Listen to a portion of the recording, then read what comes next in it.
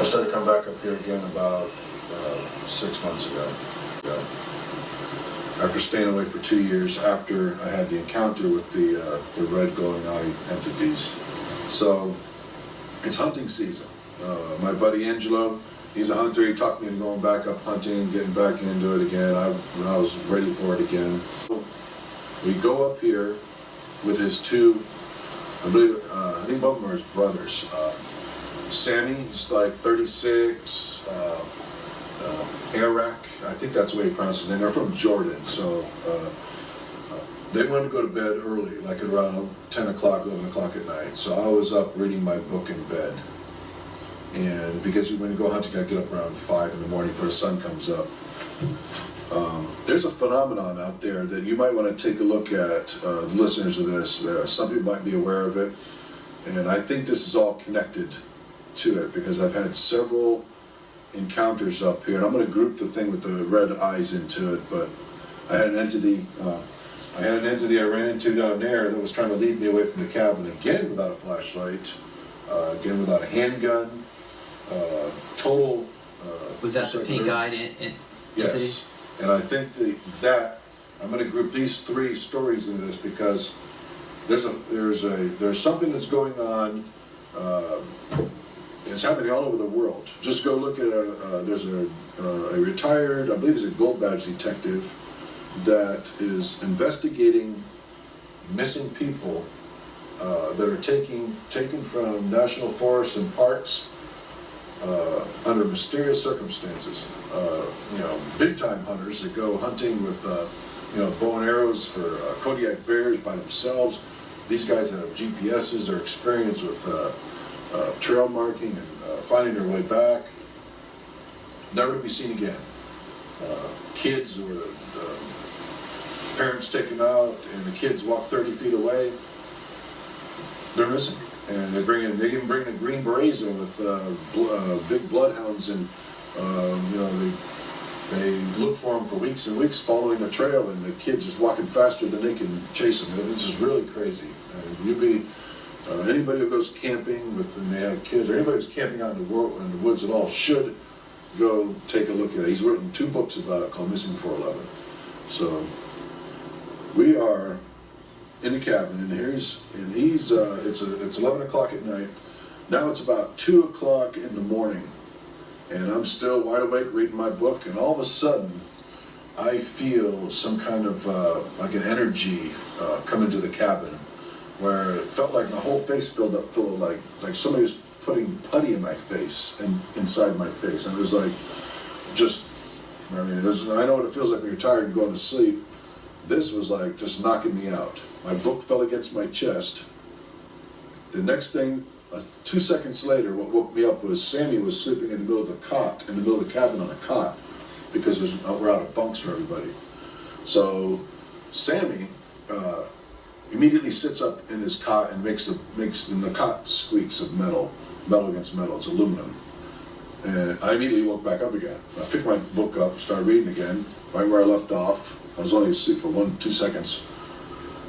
His back is arched, perfectly arched, and he's just sitting there. And this is like 5 minutes he's sitting there without moving. And I'm like, maybe he's got a bad back, so maybe he's trying to, stretch or whatever. Then he rubs his face really hard, like 3 times. And then he grabs his boots, which, he was having trouble putting his boots on, brand new boots. And, I watch him put his boots on, he fusses with it for a while. He put the boots on with like military precision, just bam, bam, put both boots on, without even looking. He's still looking straight ahead. He reached out and grabbed the boots without looking at him. And I was like, what the heck is he doing? I guess he's got to go to the bathroom. So he comes up to the door. This screen door was tied shut with a rope. This one was open. And he walks up the screen door and he can't open it. And he's like pushing on it. I'm thinking, he's going to find a rope any second. So he keeps pushing on it. And I'm watching him do this for a few minutes. And I'm like, I guess, I said, Sammy, where are you going? I said, are you going outside to use the restroom? I said, you want me to go with you? And nobody wants to go out here by themselves, including those 2 guys. They even made that clear that they don't like this place when they got here. He wouldn't answer me. So this time Angelo's awake and he's looking at him. And he's like, Sammy, wake up. You know, they speak with a Middle Eastern accent. And I'm like, Sammy. I said, what's up? Are you sleepwalking or something? And I walk up to him and I grab him by his shoulder and he turns around and he's like, oh, and he tries to cold cock me. And I'm like, whoa. I said, what's the matter? He's like, they're calling me. Sammy, come here. He goes, it's Eric, Eric, or whatever his name was. I think it's Arike or something, it's a strange spelling. I couldn't pronounce it. I'm like, no, he's in his bunk, he's sleeping. Well, he was sleeping. He goes, well, there it is again. Sammy, come here. I said, who's calling you? I said, nobody's calling you. I said, I've been awake all night. He goes, there it goes again. I have to go. So at this point, he's looking through the screen door. I haven't got the screen door open yet. It still has the rope on it. Still roped shut. And I'm like, Sammy, there's nobody calling you, buddy. Nobody's calling you from those woods. I'm like, you don't gotta go to the bathroom. I said, just go lay back down again. I said, what are you doing, sleepwalking? No. He goes, for 10 minutes after that, he sat down in that bunk and he still wanted to keep getting up because somebody was calling his name out in the woods. And nobody was calling his name. None of us heard it called. There's nobody out there to call anybody's name.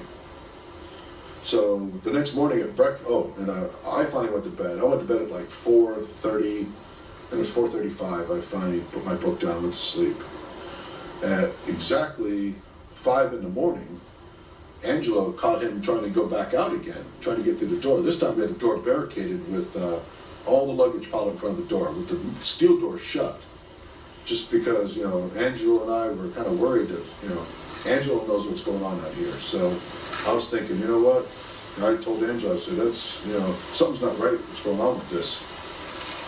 And I don't want anybody to walk out this door under some trance and then fall off the deck or down those stairs. So we barricaded the door. We finally put Sammy, he's a grown man, back to bed. And then 5 or 5:20 in the morning, I think Angelo told me, he was, right after I went to bed, I didn't get up, I never remember hearing it. And he did the same thing over again. Sammy, come here, they're calling me. So Angelo said he struggled with them even longer than we did the first time. We go to breakfast the next day after we get done with our hunting at about noon. We all met here back when we go to breakfast, and Sammy had no recollection at all of anything that happened that last night. So now we got another story that's very similar to that. Now this happened a few months ago. What I'm going to talk about now is what happened years ago. This was about probably in 2007. My girlfriend Bonnie was standing right here. I had evidently left my handgun in the cabin and a flashlight, and it was getting dark. It was almost so dark you couldn't make out. It was almost the moonlight, just enough where I could see the cabin porch from down there, but it was so dark, it was like, you wouldn't walk out without a flashlight. Here I am walking down that trail into the swamp, and she's standing here and she's yelling at me.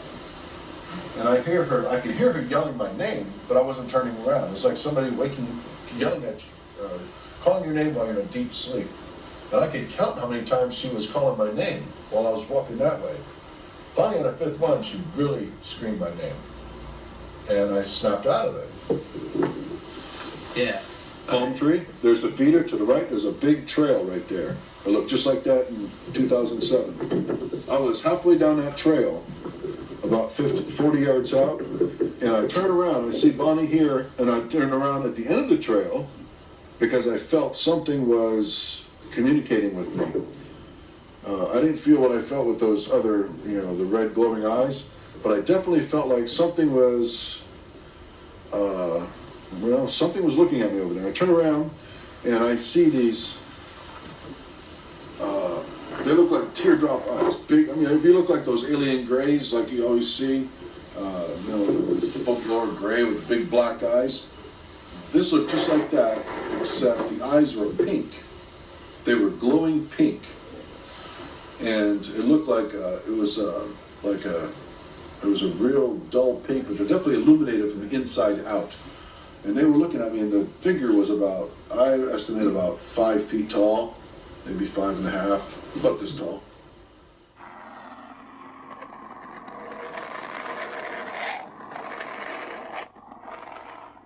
looking right at me. And then the trail turns to the left down there. And you can't see it. When it turns to the left, if you walk that way, the person disappears. She was standing there looking at me, and I looked down and I was like, what in the hell am I looking at? And it was too dark to see the body, but it was light enough to see the eyes, and I could see the shape of the head and the body. And it looked like she was wearing probably some kind of a skin-tight suit. I didn't see any clothing hanging off. I just saw limbs and arms. And the head looked like it was, I would say like a pale skin color.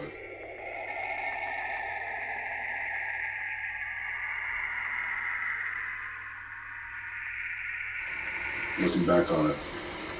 But I was really focused. When you see eyes glow like that, you're stuck on the eyes. And I only got to see it for 1,000, 2,000. That was it. She goes, turns to the side, moves into the woods, walks into the woods. Just mythologically turns to the side and walks like that. I mean, just like it was a military maneuver.